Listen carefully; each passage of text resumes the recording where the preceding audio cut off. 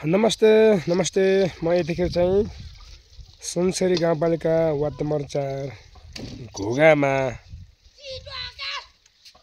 घोगाबाट बोल्दैछु। यो चाहिँ घोगाको गाउँ हो। साँच्चै सुन्दर। यो केही धेरै दिनपछि चाहिँ पानी नपरेर एकदम सुक्खा जमिन थियो, तर यहाँ चाहिँ 2 दिन 2 रातसम्म पानी परिसकेपछि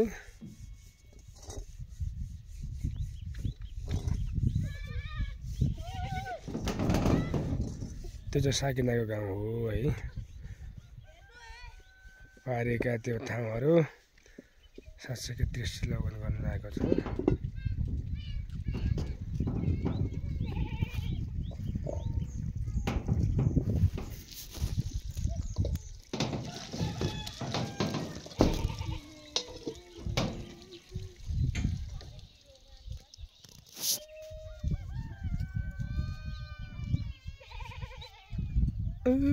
त्यो चाहिँ फुलबारीको लेक हो।